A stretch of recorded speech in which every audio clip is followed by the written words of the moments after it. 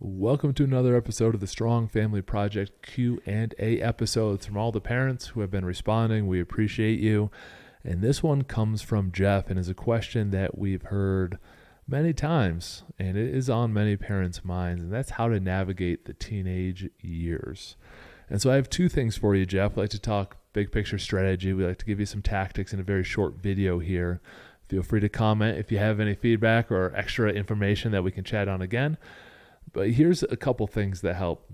Teenage years are going to have the child starting to discover themselves and things that they like, which within the guardrails of your family values is okay. Like we all wore different clothes, listen to different music, start to find themselves, try to grow a couple facial hairs here and there, things like that. However, if you have family core values, it gives them something to be anchored to.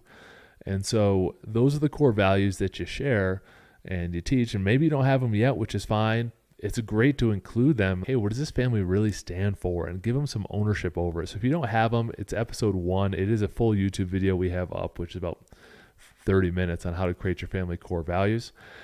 And so that gives them an anchor, and then it gives them an explained area that they can go out and explore in and give them some breathing room.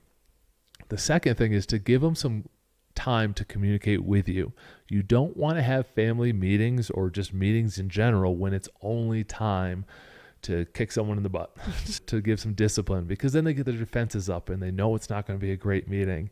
And so establishing a weekly cadence or bi-weekly may work if they're very busy in the teenage years, where you sit down and you have a structured discussion topics for the week. What went well? What do you need more support on? Basic things like that, which is all another full episode. But if you have some anchor values, that gives them some range to explore and it holds them accountable for certain behaviors.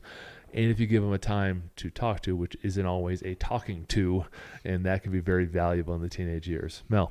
Yeah, for example, our teenage son in middle school, I pick him up from school. He rides the bus down, but I pick him up because I want to have that one-on-one time with him every day when I drive him home for those 15 minutes. So it gives him a chance that if something came up during the day, if he wants to discuss something with me, it's just he and I, and we have that time together we can rely on. Sometimes it's nothing. Sometimes it's who I sat with. Sometimes it's simply, or if something actually more serious came up, but it gives him the chance on a daily basis to be able to talk with me and just keep the connection alive. Last thing on this, Jeff, is recognizing how we feel as parents about the teenage year. Yes, they're going to go through a lot of changes themselves, but it is also a change for the parents. And someone I work with was talking about this, that he needed some time and breathing room to mourn the loss of having young children in the house, because that's what he became accustomed to. And that was the style of life that is a period of life that he really loved. And this is a new period of life that he's also learning to love, I think is the right way to say it. But there is some loss in there. And so to keep that in mind as parents, hey, some of these struggles are things that we're holding on to that we need to mourn a little bit. We need to work through that loss process because we had it. It was successful at childhood. They survived to teenage years. You did a lot of things right. And now enter mentally the teenage years ourselves. Thank you for the questions, Jeff. You can feel free to comment below if you want to provide any clarity or extra questions, or anyone watches the video, comment below and we'll hit you with a question and answer episode.